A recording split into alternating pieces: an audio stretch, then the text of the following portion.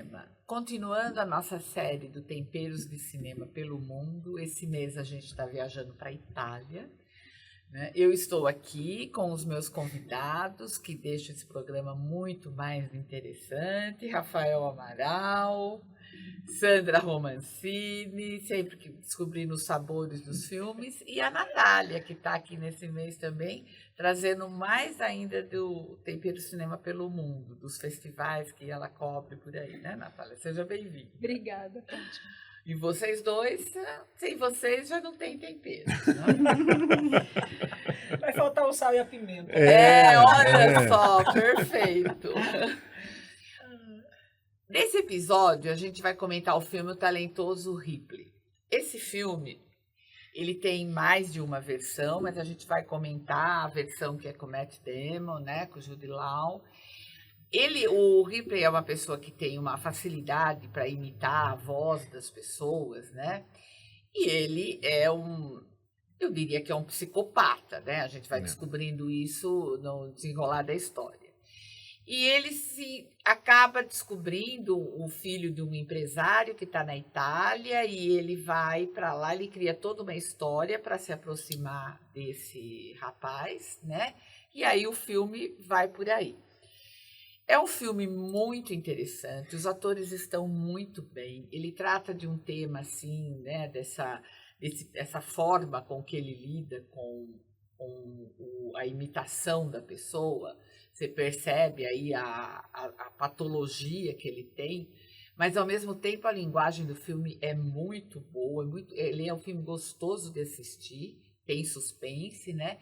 E ele se passa grande parte em Nápoles, também passa em Veneza, em Roma, enfim, é uma viagem pela Itália só por lugares bonitos, porque esse rapaz de quem ele se aproxima, na realidade é um bom vivant, então ele está sempre passeando, sempre navegando e sempre em lugares bonitos, né? Então, esse lado do cinema fazer a gente viajar, nesse filme é perfeito.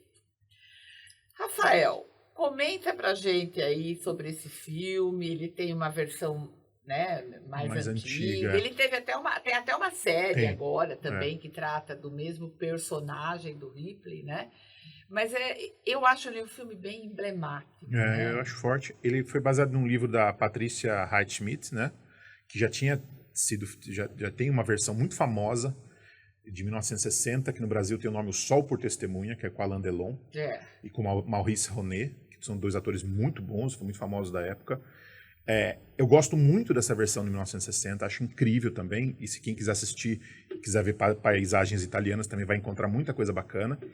Só que essa versão, eu não vou dar spoiler aqui, porque eu não sou um cara chato, mas essa versão de 60, ela tem um final totalmente diferente. O diretor pensou numa outra coisa que não estava no livro, então assim, é bem surpreendente assim, como se resolve. Quem assistir essa versão que a gente está comentando aqui, do Minghella, vai ver um final mais aberto. Sim. Um final que você vai falar, né, peraí, né, como assim? Sabe, aquela coisa de... eu acho impactante também esse final, mas a versão de 60, talvez pela época, não sei, eles sentiram uma necessidade de dar uma resolução, de resolver a coisa e não deixar o Ripley necessariamente escapar.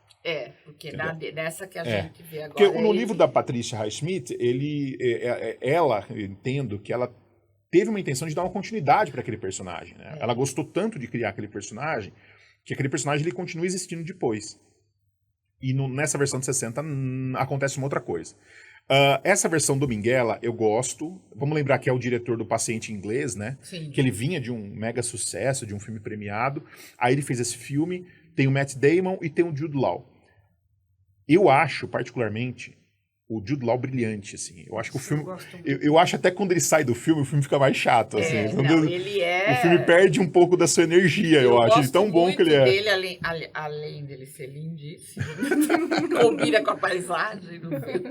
Eu acho que ele engole o Matt Damon. Sinceramente, eu acho que ele engole o Matt Damon nas cenas que eles estão... Mas eu acho que é meio proposital, sabia? O personagem ajuda, né? Você entendeu? Eu acho que é meio proposital, porque o Ripley ali, eu acho que ele quer dar aquela coisa de coitadinho, de que eu sou o gatinho escaldado. Sabe, o sofredorzinho, aquela pessoa assim, de repente ele tá lá e nhau, entendeu? Não é muito isso, gente. E eu acho, essa coisa que você comentou no final, de como se resolve, a gente não vai dar spoiler. Mas eu acho uma coisa inteligente do roteiro, porque o tempo todo ele se safa, né, das coisas que ele faz. E por saídas inteligentes. Não é aquela coisa que você fala, mas como que ninguém ia perceber isso? Não. É tão bem feito a coisa que você fala, nossa, realmente eu também cairia nisso, sabe? Ele consegue sempre se sair bem, né? E é muito bem feito isso.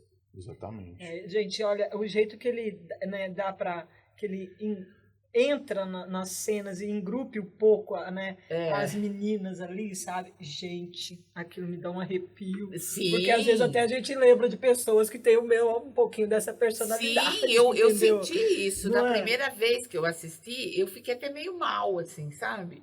Você fica falando, nossa senhora, gente, como cai fácil. Como né? a gente cai fácil nisso, né? Você pode estar convivendo com um psicopata, com um assassino e não percebe. Principalmente quando ele tem uma boa aparência. Né? Exatamente. Quando é o Matt Damon, quando né? é o Matt Damon, especificamente. É verdade, você pegou o ponto. Né? E a inteligência também com que ele usa. Ele usa uma inteligência, porque, gente, eu sempre falo, né? Eu li um livro esses tempos atrás, quando a gente estava gravando, né? Até mesmo sobre... Precisamos falar sobre Kevin, né? E eu falo que não tem psicopata burrinho. Não, entendeu? não Eles tem. são extremamente São. inteligentes, né? Usam a inteligência e as habilidades deles realmente para isso, né? Que para eles parece que não é pro mal, né? Eu tô só, né? Ele tá jogando, né? Tá jogando. É um jogo dele, né? Uma Exato. coisa assim, é muito... esse filme eu acho que ele faz a gente pegar raiva desse cara, né? Desse Ripley, mas ao mesmo tempo ele tem uma questão Hitchcockiana que eu acho bem interessante, que eu sinto isso também na versão de 60, que chega um ponto que você, estranhamente a gente começa a torcer pro cara. Né? Ele vai ser pego agora. Não, peraí, mas não seria bom se ele fosse pego? né? Sabe, quando o filme te joga do lado do vilão, Ele né? te questiona, ele te faz... questiona a sua moral, cara, sabe? É muito louco você falar, peraí, né? Pra que lado que eu tô indo, né? Eu tô gostando do psicopata. Você fica nervosa, menina, ele vai ser pego. E aí, do outro lado, o personagem do Bon Vivant, você também não gosta do cara, porque ele é um playboyzinho chato. Sim. Tá sendo bancado com o dinheiro do pai ali, sabe? Aquele cara chato. Até, às vezes mesquinho, Mesquinho. né? Aí, de repente, você começa a torcer pra ele matar o outro cara, assim, claro, né? No nível da ficção, obviamente, né? Mas você fala, né? É um jogo... ele, às vezes, dessa coisa, às vezes ele ele humilha o outro de uma forma que você fala, poxa, né? Você começa, é o que você falou, você começa a entender até por que ele... ninguém se salva, né? Só a moça, né? Que eu acho que se salva, né? Porque exatamente, só a personagem da Gwyneth Paltrow. Da Gwyneth Paltrow, que o resto, ninguém ali... Como eu assisti uma série na TV, que acho que era Sucesso, Succession.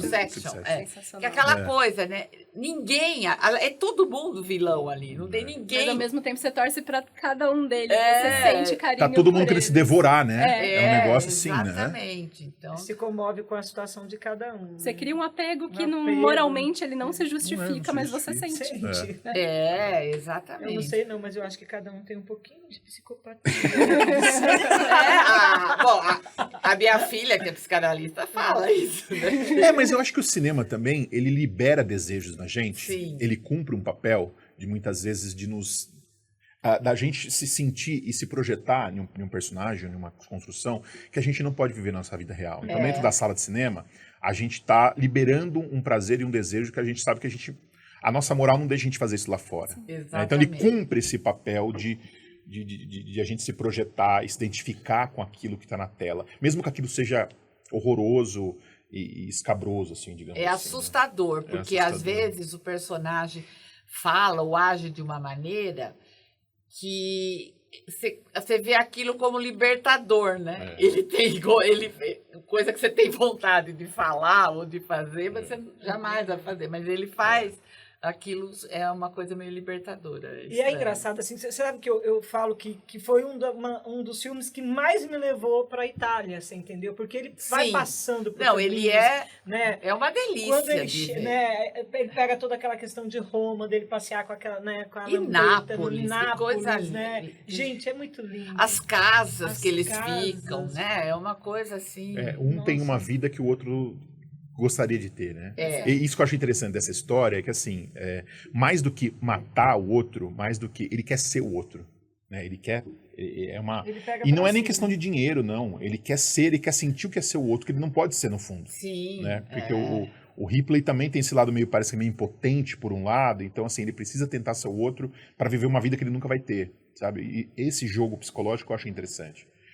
E não pode deixar de negar também que tem um affairzinho entre os caras ali, né? Sim. Isso também eu acho que é inegável, que ainda que seja, né, em um plano mais... Da parte dele, principalmente. Que ele tá meio... Ele tá perdido, Obcecado, né? né? Existem Ele tá indicações obcecado. ali que você... Opa, peraí, né? Tem uma coisinha entre eles ali que tá mal resolvida, né? E o outro se assusta com isso. É. O personagem do Jude Law, Jude o Law. Dick, né? É o Dick. Ele se assusta com isso. Então ele é agressivo, né? Com o Ripley e tudo. Né? Exatamente. Exatamente. É isso aí, mas eu fico pensando assim, meu Deus, como é viajar tanto por Nápoles, por Roma, por Veneza e tal, foi uma dificuldade escolher uma receita, você não tem noção. Eu imagino. Porque aquilo eu já ia sonhando, sabe? Com aquelas pizzas que você come na rua, assim, né? Aquelas fatias grandes de pizza, né? Que é aquela pizza grande, tipo focaccia, né? Que é bem diferente do que a gente encontra por aqui. Nossa, foi uma dificuldade, viu, Fátima? Nessa, olha... Verdade? juro pra Justo você. ali foi dificuldade de escolher Justo, porque, sabores. gente, eu amo o sabor da Itália, né? É. Acabei de tirar o meu passaporte agora, antes dessa mudança toda, então eu falo, meu Deus do céu, eu pegaria de olho fechado e sumiria por ali, porque é muita coisa linda, muita coisa boa, muita coisa gostosa que tem, né, Fátima? São ragus, são risotos, são... E nesse filme em especial, tem muitas cenas em cafés, não é? Que pega aqueles cafés, né, da Itália, que são maravilhosos. Que tem mas cara de ser maravilhoso. não é? Isso, mas não passa uma comida em si. Não. Né? Não passa, você não vê ele comendo alguma coisa, né? Então, ali, por isso que dificultou. Porque quando você pega o gancho de alguma coisa, tudo bem. Agora, quando você faz essa viagem, assim, para esses cafés incríveis, não me veio outra coisa. Eu tô tão doce ultimamente. Natália, e você, napolitana. com esse teu olhar, assim, de crítica, um personagem complexo como esse do Ripley, né? Que ele é um personagem bem complexo, né? Você que vai muito em festivais, vê filmes aí no mundo todo, né? Como que você vê, assim, esses personagens? Tem algum que você queira dar algum exemplo pra gente? Olha, eu adoro personagens complexos, porque eu acho que é o que o Rafael estava comentando, né? O cinema, ele possibilita que você julga, você apoia, você sente empatia, ao mesmo tempo por um personagem que moralmente ele não tá agindo conforme a sociedade espera, ou ele não tá... ou ele tem um certo distúrbio, como é o caso dele, né? Que vai diferenciá-lo do restante da sociedade. Porque se a gente só tivesse personagens homogêneos no cinema, vocês não concordam que a gente não teria material para fazer cinema de forma alguma. Né? A gente não teria nenhum material interessante. Então, eu vejo muitas pessoas hoje discutindo o fato de você, às vezes, lidar com alguns temas ou personagens que tenham essa dualidade, né? Que tragam esses sentimentos dúbios dentro de nós. E eu acho que, não que seja uma discussão não cabida, mas o cinema tem essa função de trazer essas discussões, né? Não é porque um determinado tema ele vai ser polêmico que você não pode tratar ele no cinema se você fizer a abordagem correta sobre ele, né? Então, acho que com personagens dúbios é a mesma coisa. Você não precisa trazer no cinema só personagens moralmente corretos. Não, porque pessoas como o Ripley existem, pessoas com moral duvidosa vão existir e vão enriquecer a matéria do filme, né? Vai trazer um cinema mais rico. Então, eu adoro, eu não questiono e eu acho ótimo que a gente sinta esses conflitos de sensações e sentimentos com o cinema com relação a ele. E assim, em festivais, que normalmente são tem filmes de lugares do mundo, às vezes que a gente até não tem tanto contato aqui, tanto acesso, né?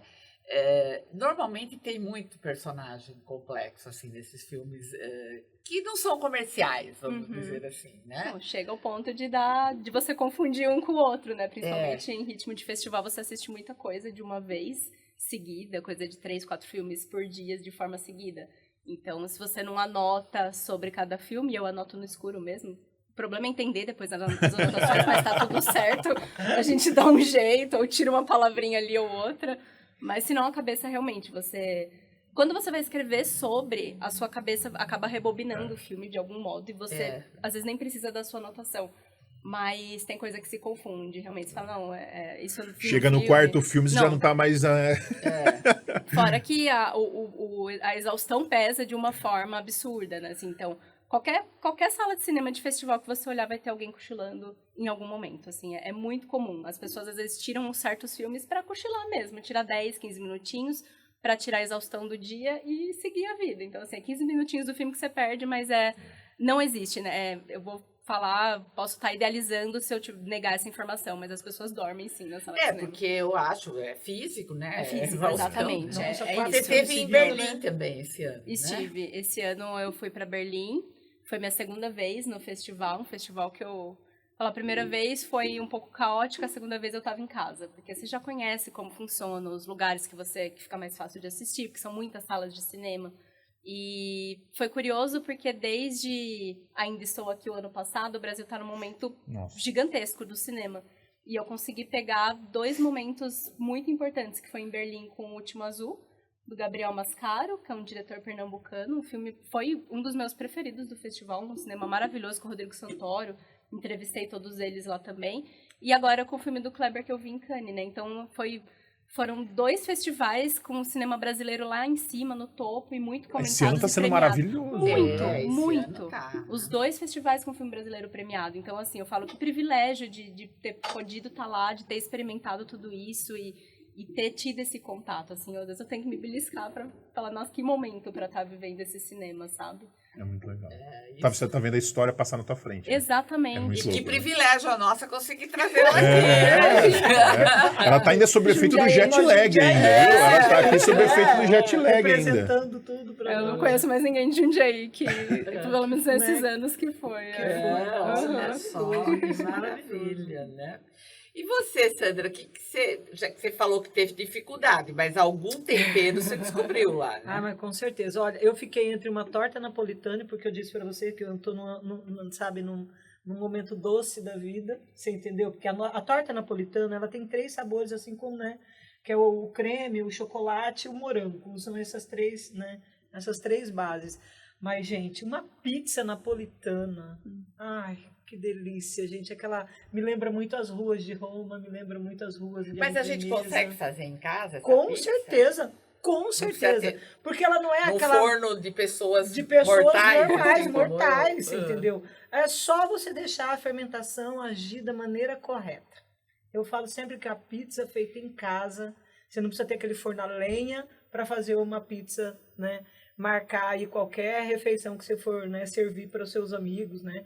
E eu falo, se você faz uma pizza, uma boa massa de pizza em casa, que não... Gente, é água, fermento e farinha. O meu truque para pizza é usar a farinha 00, entendeu? Que é aquela farinha, né, que deixa a pizza mais com a fermentação muito melhor, você entendeu? Então tem que ter essa farinha que já existe em todos os mercados. Antigamente não, você tinha que comprar só em especializados. Mas hoje você já encontra nos mercados, né, nos supermercados aí, com muita mais facilidade. E a pizza napolitana, gente, não tem jeito, é tomate, é manjericão, é uma delícia. Queijo, é fantástico. O dia que você fizer, nunca mais você vai querer pedir pizza toda semana aí nas pizzarias por aí. Muito e a receita vai estar no blog. Vai estar no blog. Vou contar todos os segredos, eu prometo. Olha só, hein? A gente vai fingir que é italiano, que nem o Ripley, né? Com certeza. Você que está acompanhando sabe que a receita vai estar lá no blog do Temperos, vai estar no YouTube, até no Instagram eu tenho colocado. Então você vai poder acompanhar e fazer essa pizza e convencer todo mundo que você é italiano, igual o Ripley. E olha, eu vou te contar uma coisinha. Nessa pizza eu vou colocar um ingredientezinho para dar uma apimentada, que é o pepperoni. Opa! Vou, porque olha, esse filme merece, né? Esse filme merece. Gente, muito obrigada mais uma vez. Obrigada a vocês que estão aqui comigo, que enriqueceram muito o nosso papo. Obrigada a você que está acompanhando. Siga as nossas redes sociais, se inscreva no nosso canal no YouTube, no Spotify. E na próxima semana a gente vai ter mais um passeio pela Itália. Rafael, deixa aí sua rede social. Opa, vamos lá. No Instagram é @RafaelAmaral82. Estou no Facebook também, se alguém quiser mandar mensagem, se conectar. E onde eu escrevo, onde eu coloco um pouco do meu trabalho como crítico, é no palavrasdecinema.substack.com. Assina a newsletter lá e você recebe o conteúdo. Sandra? Bom, todas as receitas que a gente deu aqui você encontra, né, no meu Instagram, Sandra_Romancini. E se você fizer essa pizza, manda para mim que a gente já põe a foto aqui, né, Fátima? Exatamente. É muito fácil de fazer. Você Se não vai quiser mandar um arrepender. pedaço pra gente comer também, na próxima final de junho a gente vai estar gravando. Gente, ainda bem que não tem cozinha aqui. É só né? mandar a difusora. Teria todo mundo acima do peso aqui. Natália, deixa aí os seus contatos. Bom, nas redes sociais é Natália Bocaneira, no Instagram, no X, no Blue Sky. Eu escrevo para o site coletivocritico.com, www.coletivocritico.com, é Coletivo Crítico nas redes. E a cobertura de Cannes, especificamente, eu fiz para o site Feito por Elas. Então, todos os textos estão saindo no site do Feito por Elas. É isso. Obrigada, gente, mais uma vez, e até o próximo episódio.